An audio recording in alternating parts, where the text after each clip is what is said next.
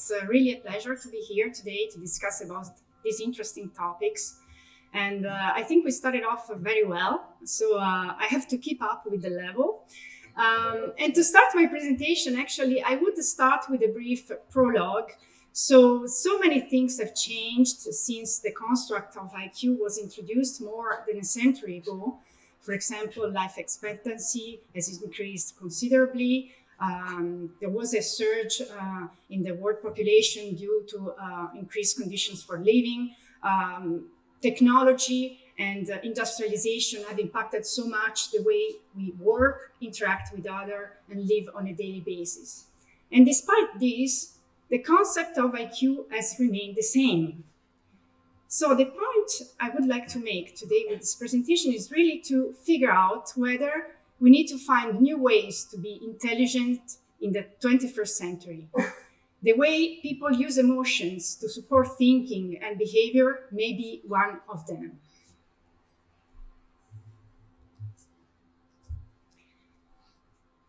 So the topic of the presentation will be about emotion and cognition, especially with an historical perspective, how they were conceived up to 40 years ago, and then setting the stage for the introduction of the concept of emotional intelligence, the first theorizations and most recent models. And then I will be talking about a new component of emotional intelligence, which is emotion information processing. And I will be relating it to emotional intelligence, and high intellectual potential, reporting the results of a study my collaborators and I were doing with the general population and Mensa members. So to begin, I would like to make an analogy with a very popular TV series in the 60s. Once upon a time in the Star Trek universe, there were the Vulcans, an extraterrestrial humanoid species originated from the Vulcan planets. And their way of life was built on reason and logic, leaving no room for emotion. You have to know that the Vulcans were presenting themselves as being really logic and rational, but instead they were really extremely emotional.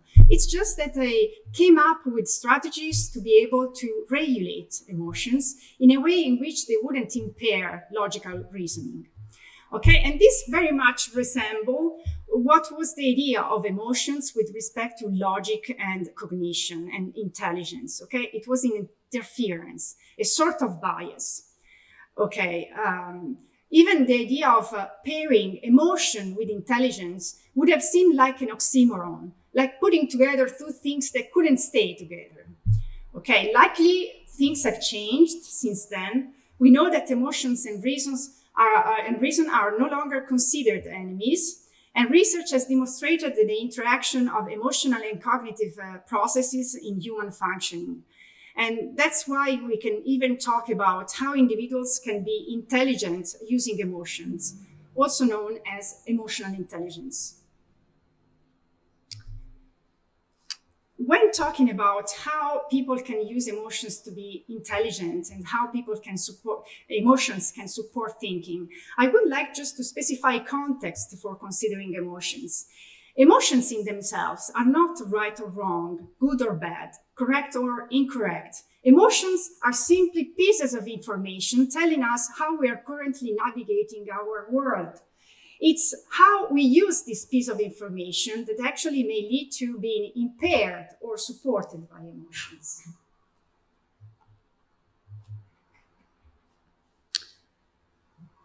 So here I would like to mention the first theorizations of EI within the intelligence literature. Okay, so these were theorizations by two very well-known researchers and scholars in intelligence, Haward Gardner and Robert Sternberg. Gardner was the theorist of the multiple intelligences. So in the 80s, actually, we're still debating about this, whether there is just one factor of intelligence, general intelligence or G, or whether we should consider multiple abilities. And so this debate really started in the 80s. And here we have Gardner, who was proposing 7 different forms of intelligence. In particular, he was mentioning intrapersonal intelligence, which means being intelligent by knowing yourself.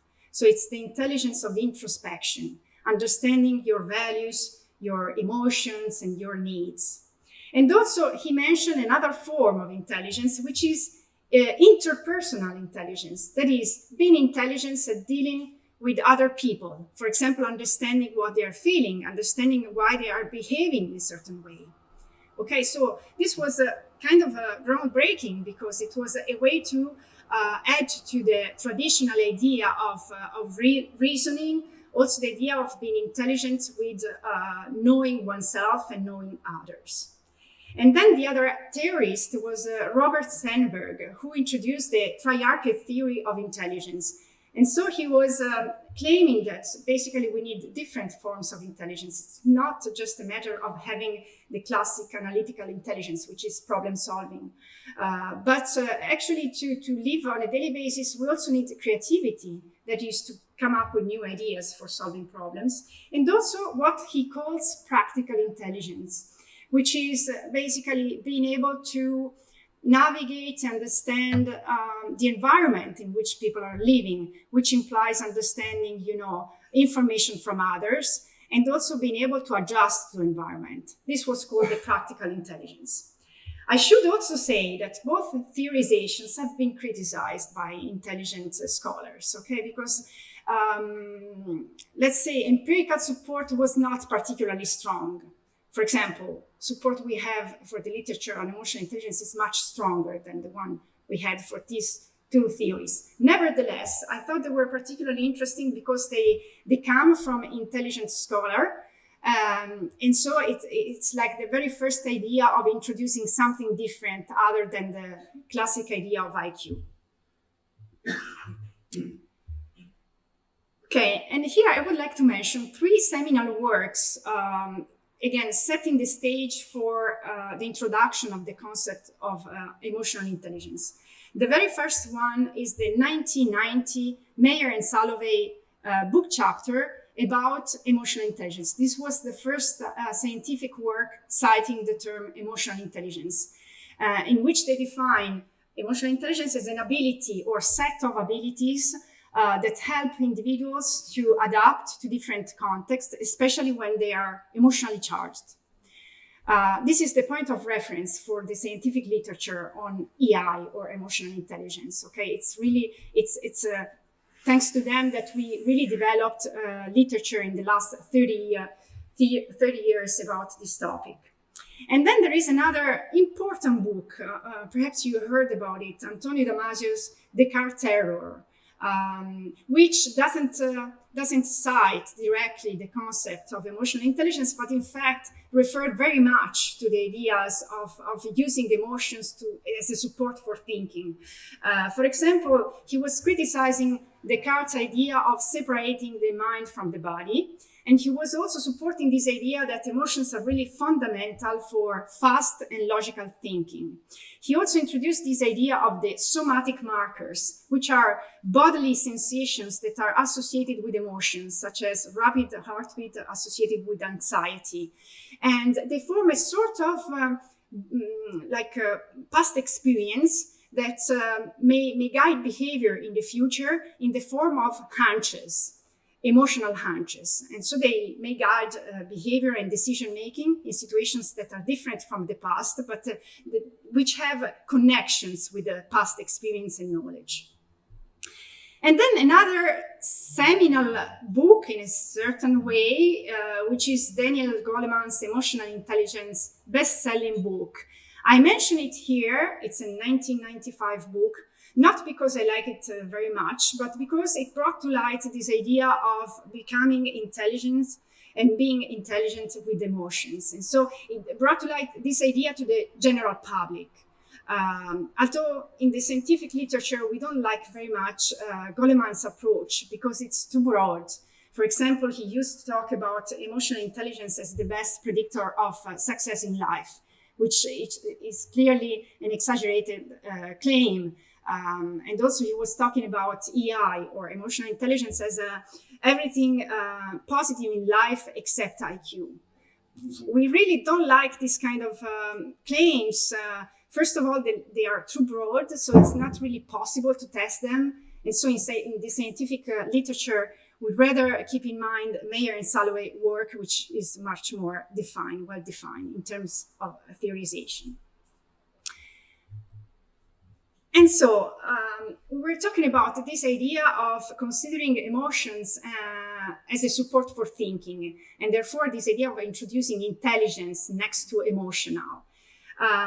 So when considering why we should think of it as a form of intelligence, I like to take an evolutionary perspective. And so thinking that the ability to interpret emotional signals increased the chances of survival for our ancestors. For example, the ability to recognize whether an enemy was feeling scared rather than angry actually gave very important information to put in place an effective behavior. Okay, and then a little bit on the same line of reasoning, I was very much interested in this idea of our ancestors. We descend from Homo sapiens, whereas Neanderthals became extinct. Why is that? Actually, the two species had very similar features. Actually, Neanderthals were stronger physically, but the brain size was very much like Homo sapiens. And what made Homo sapiens able to survive as compared to Neanderthals? So if you look at the shape also of the skull, you will see that there are differences in terms of the prefrontal lobe and the frontal lobe, which are involved in decision making and also in social behavior. And so, although there is an ongoing discussion why this happened, that Neanderthals got extinct, I believe it's interesting to consider also the reproduction rate, which was much higher for Homo sapiens, and the fact that Homo sapiens seem to have more cooperative breeding. And so the fact that basically the survival advantage of Homo sapiens could have been also having some sort of social skills and perhaps emotional skills. So we said, okay, it should be a form of intelligence because it fosters adaptation. But why is a form of intelligence distinct from G, general intelligence? For example, I do have colleagues who believe that basically, yes, it's true. Being able to manage emotions is really fundamental for life, for success, for working. But then what? It all depends on G. So if you have a higher IQ, then you're better able at managing your emotions. I believe there are at least two types of evidence that go against this idea. The first one is intuitive evidence. I believe we all have in mind at least one case of a person that was cognitively brilliant but emotionally impaired. And also the other way around, that is emotionally brilliant but cognitively impaired, okay? So there are cases like this which let you think, oh, maybe it doesn't all depend on G. And then there is also scientific evidence. Studies show that emotional and cognitive information are treated differently, and sometimes, because now there is new evidence, sometimes involve different brain regions. So in the end, it seems as if emotion and cognition can best thought of as separate but interacting mental functions mediated by separate and interacting brain systems. And now we turn to the original definition of emotional intelligence. And so I'm now mentioning again the two authors, Mayer and Salovey, in their definition of 1997. EI is the ability to perceive and express emotions, to integrate them, to facilitate thought, to understand and reason with emotions, as well as to regulate emotions in oneself and in others. This is also called, in the scientific literature, the four-branch model. That is a model that is based on four sub-abilities related to emotional intelligence. In particular, the ability to recognize emotions in oneself and in others, using emotions to facilitate thinking, understanding emotions in oneself and in others, and regulating or managing emotions. This was the original model. Recent literature showed that it's actually not that easy to distinguish the branch related to using emotions to facilitate thinking from emotion management. Therefore, we now talk about a three-branch model made of emotion recognition, emotion understanding, and emotion management.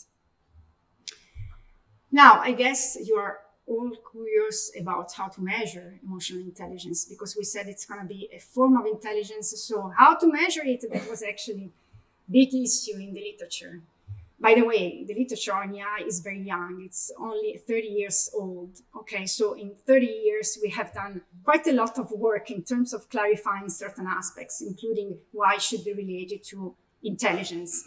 And so one of the constraints of defining emotional intelligence, a form of intelligence, was actually to use tests to measure it that have a correct answer, that is, performance test. And so now you have examples of how to measure it with tests in which there is a correct answer.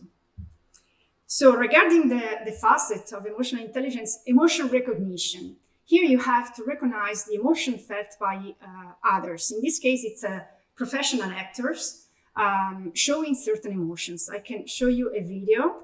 This is actually a video, a 3 seconds video of a person expressing an emotion. So it looks like, I hope it works. Let's do it again. Now she's talking. Unfortunately, it's very soft, so you cannot hear what she's saying, but I can tell you. She's saying, Les Caliban sur Molène, which is not bad English. It's actually nonsense words. Okay, it's on purpose. It's not, it's just because she wanted to indicate a little bit the intonation of the emotional behavior, but without concentrating the attention of the perceiver into verbal behavior. Here, the attention is really on non-verbal behavior. Okay, so if you look at the video, would you be able to tell among the 14 emotions that you have on the left, which emotion she's showing? Any guess? Irritation. Okay, so you are correctly on the side of negative emotions. You see half are positive emotions, half are negative emotions.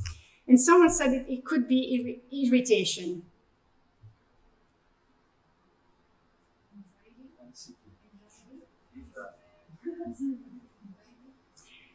So you see there are nuances in the possibilities to respond, okay, which makes it more challenging. The correct answer is anxiety, as you correctly guessed, some of you at least. So this is basically how can we tell whether it's anxiety rather than irritation, for example. It depends on the movement of the muscles on the face, which are telling what type of emotion the person is feeling. Okay, and so in this case, you see the gaze, for example, of the person, which is kind of nervous. She shows some sort of fear, but it's not really as blatant as fear. It's something a little bit more nuanced, and that's anxiety. Okay, and so you have a list of items like this one, and you have to find what is the correct emotion shown by the person, the actor in the video. Regarding the other 2 facets of emotional intelligence, emotional understanding and emotion management, for this kind of characteristics of EI, we use the so-called situational judgment tests.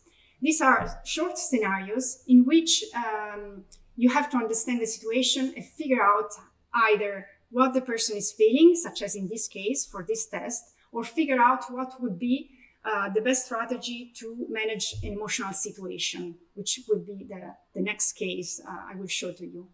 Okay, so here you see a brief description of a situation, which is the nature of Sarah's job changes due to unpredictable factors, and she no longer gets to do the portions of her work that she enjoyed most. Sarah is most likely to feel how, and you have 5 options. Okay, so the idea would be to figure out how she's feeling. Do you have any guess? Frustrated. Okay. Distressed. Okay. Sad. Okay, so how can we tell which is the correct answer? That was, again, not an easy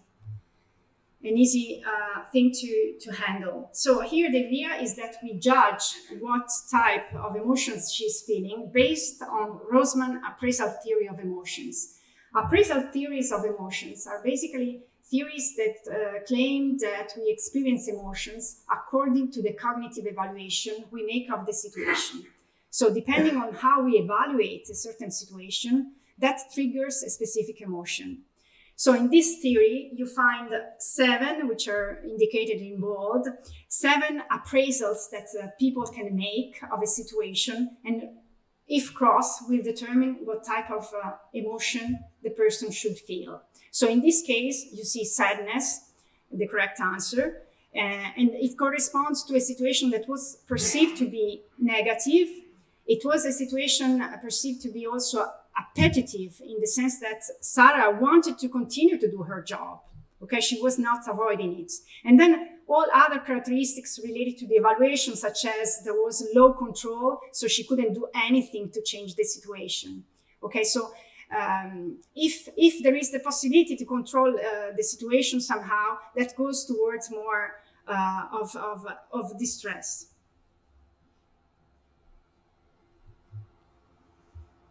And then the emotion management facet of EI. Here again, you have the description of a situation. Clayton has been overseas for a long time and returns to visit his family. So much has changed that Clayton feels left out. What action would be the most effective for Clayton? And here you have 4 possible alternatives. The idea is to figure out what is the most effective way to deal with the situation.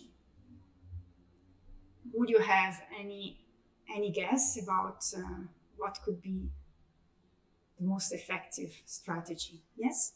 Tell his family that he feels left out. So seeking for social support, that would be. Any other guess?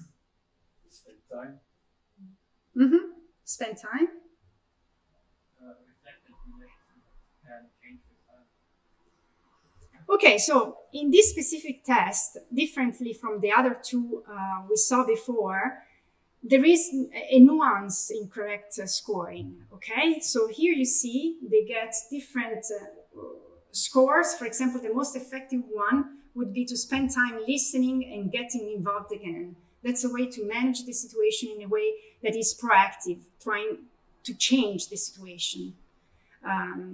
However, also tell his family he feels left out, like seeking social support is also somehow less effective, but a possible answer.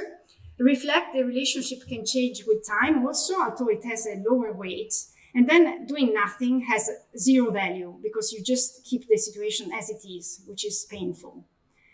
Okay, and why do we have different scoring? Because in this case, we assess whether an option is more viable or less viable according to the opinion of experts, emotion experts. So these were a pool of experts, and they analyzed the situation. They said, look, in such a situation, most of the people would get positive effects if they were using, for example, spending time listening and getting involved again. And actually the scores, they represent the percentage of emotional experts that chose that specific emotion strategy. It's just to give you a sense of how we measure emotional intelligence.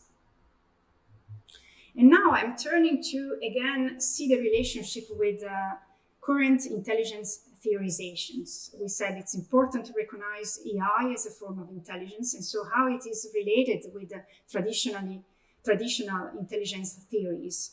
And here you have a study which was locating EI and the 3 branches, perception, understanding, and management, within the Cattell-Horn-Carroll theory of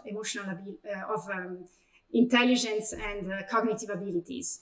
Basically, this theory assumes that human abilities can be organized along a hierarchy, going from the more general factor, which is G on the left, through broad abilities such as fluid and crystallized intelligence, which are components of intelligence that were identified also in Cattell theory of intelligence. Fluid intelligence is the problem solving related to being able to treat and use novel stimuli and produce novel solutions. it relies less on previous knowledge and experience, whereas crystallized intelligence is very much related to reasoning based on past experience and knowledge. Okay, and so these are two types of intelligence that we often mention in the intelligence literature. And in the case of this study, they were related, they were on the same level of an EI factor. Okay, so different models were tested in this study. And the best fitting models were the two that I'm representing here in this slide. So in one case, EI is on the same level of GF and GC and other broad abilities, such as visual intelligence, for example. In the other case, they were located on the same level of the subcomponents of EI: perception, understanding, and management of emotions. But the important thing to retain is that this study is really fundamental to show that there was an integration of intelligence and the EI literature. Okay, they were melted in one theory in which EI has a place. And despite, I mean, that was also something good to show, that was something important. We still continue to somehow being critical about the work done on emotional intelligence, because that's the way to grow and to improve also theorization. And so, for example, in 2018, there was a meta-analysis which found the association between ability I and intelligence to be a little bit lower than expected, kind of a medium-low association between EI and G. And the others were claiming, you know what, maybe we should come up with new measures of EI, because we would need some measures that would load more strongly into G, or general intelligence. In my opinion, that's actually, I don't see it as a limitation. I'm actually happy that they don't overlap that much, because it means that there is space, there is room for something else, which is emotional intelligence. At the same time, I was also somehow reflecting upon the ways of measuring EI, for example, with the test that I showed to you before. And it seems as if current ability tests measure how individuals would perform in hypothetical situations rather than actual performance. So you don't really get a sense of how people would themselves behave in emotional situations. You get a sense of how much people know about, ideally, how you should behave. Okay, it's more hypothetical, but it seems basically that if you have a lot of knowledge about emotions, you would perform well, but that doesn't actually predict how you behave in emotionally charged situations, for example, in daily life. And so this idea, maybe we need something else to capture what emotional intelligence is about. So emotion knowledge for sure is important, okay? What I know about emotions guides behavior. However, it has also limitations. For example, individuals may be good at mindfully describing how themselves or other individuals should behave in hypothetical situations, but not as good at actually performing the behavior. Okay, so that's the first reflection. The second reflection is very much related to this idea that now intelligent machines can fool humans. Okay, already a few years ago, there was this idea that human beings interacting over a chat with machines, they wouldn't be able to detect whether it was a machine or a real person. Okay, so the idea would be, but maybe if we give an intelligent machine an EI test, probably they would score pretty good. But intelligent machines cannot feel emotions, at least up to now. Okay, so it seems as if we are missing something in the way to measure emotional intelligence, something that is more related to an experiential component of EI that would really measure how individuals react to emotions and emotion information. So, if intelligent machines can hypothetically score reasonably well on a test of EI, and if people who are emotionally somehow impaired can score relatively good on EI tests, then it seems as if we need something else.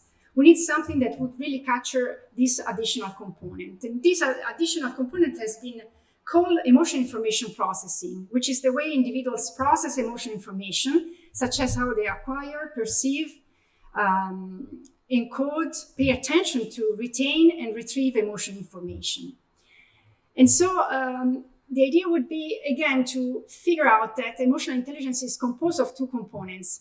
One measured with the current ability EI test, the one you saw before, which is called the emotion knowledge component, and which represents top-down, higher-order reasoning about emotions, which depends more strongly on acquired and culture-bound knowledge about emotions. And then the new component, which is called emotion information processing, EIP, based on bottom-up attention-related responses to emotion information, and which requires faster processing. So we had this idea, and we tested this idea with, again, competing models, and with several measures of traditional intelligence. And we were able to show that the best fitting model was the one hypothesized, that is with the EIK and DIP components of emotional intelligence related to fluid and crystallized intelligence. Again, we tested the competing models, including one in which there was a general factor accounting for all these different measures, intelligence measure and EI measures. And it didn't fit the data very well. So it seems as if there is something else beyond G that really explains emotional performance. And then, so we identified theoretically this component, and we also wanted to measure this more experiential EIP component of EI. And so we came up with this task, which is a very well-known task in the cognitive literature. It's very cognitive, in fact. The point is that we change the stimuli and we use emotional stimuli instead of the traditional cognitive stimuli. So you have two phases which are flashed very rapidly, one next to the other. One phase is always neutral and the other one is emotional, either a happy phase or an angry phase. And after that, you see a letter, either an H or an F, and you have to tell whether it's an H or an F. Okay, so the task is very easy because we were not interested in accuracy. People would get it right in 90% of the cases. The point was not that. We were interested to investigate the speed of response with which people were saying it's an H rather than an F, because the letter was either replacing an emotional or neutral phase. Okay, and so the speed of response would tell us whether people were looking more at the emotional rather than neutral phase. And what we hypothesize is that emotionally intelligent individuals should have a sort of bias, that is a preference for emotional information, because that's their characteristics. So they have a preference. Overall, they pay more attention to emotional information. So this should emerge also in this type of task. And by the way, the task looks quite easy on paper, but when you see it, it's more challenging. Here you have an example. So you see faces are flashed very rapidly. And the idea is that faces change systematically position, and also the letters change systematically position, so that it's possible to calculate reaction time to judge a letter that was either replacing a neutral or an emotional phase. And we can compare reaction times in the two conditions. And so we were interested to see whether there was a priority given to emotional phases in high EI individuals. And these are the results that we got. So these results were significant only for one facet of emotional intelligence, emotion understanding. And so here you see that the two conditions, they do not differ very much in terms of reaction times, up to high levels of EI. In particular, when the level of emotional intelligence is around one standard deviation above the mean of emotional understanding, then we can identify a separation between neutral and emotional reaction times, which means that there is indeed an affective bias towards emotional expression as compared to neutral expressions. And then in the last part of this talk, I would like to talk about some results related to high intellectual potential. You know that high potential can be referred to different aspects, including sport, creativity, art. In this case, we are talking about high intellectual potential, that is high intelligence. And there is an ongoing discussion regarding the extent to which individuals who are high on EI, in particular Mensa members, for example, they are higher in emotional intelligence as well. And so we wanted to test this idea and also to see what happens for the two components of EI, EIK and EIP, emotional information processing and emotion knowledge, for people who are high in IIQ. So regarding EIK component, that is the emotion knowledge, the three facets of emotional intelligence, emotional understanding, emotional management, and emotional recognition, we found that individuals who are high in IQ, actually they score higher in 2 out of the 3 subcomponents of EI, in particular emotional understanding and emotional recognition. Before, I show you also results of the emotional information processing task, and that was done with the general population. Okay, so I'm going to show you the results we obtained when we were using Mensa members as the sample of our study. As you can probably tell already by looking at the figure, we didn't obtain the same results. In particular, the Mensa participants were equally fast to evaluate letters replacing emotional and neutral expressions, showing no attentional bias towards emotional expression. Okay, so one might wonder why this is the case. We would need another study to figure it out. We believe there might be something related to additional, probably cognitive processes that play a stronger role for high IQ individuals, in particular inhibitory processes, which might have accounted for these results in the sense that emotional information was inhibited and in the end treated as purely cognitive information, which is shown by the fact that the two types of information got exactly the same reaction times. So, a summary of the results with the high IQ individuals. Mensa participants scored higher on EI. We are talking about EIK, particularly in emotional recognition and emotional understanding. Based on the task employed, Mensa participants did not seem to pay more attention to emotional over neutral expressions. Mensa participants did not seem particularly responsive to the emotional valence of stimuli. To conclude today's talk, emotional intelligence should be conceived as of a form of intelligence. It is correlated with IQ and it fosters adaptation. EI also differs from classic intelligence. Its specificity resides in how emotions and emotional information are processed. High IQ individuals seem to possess higher reasoning skills related to emotional behavior, that is the EIK component. However, they do not seem responsive to the affective primacy hypothesis, that is, emotional information should be prioritized in general, in the general population. And even if they are high on EI, they do not show attentional bias to emotional expressions like individuals from the general population. And that's it for today. I would like to thank also my collaborators, Christelle Gioz, Marussia Nicolet, Ashley Vesely, and Shaheen Dayar. And I'm looking forward for your comments and questions.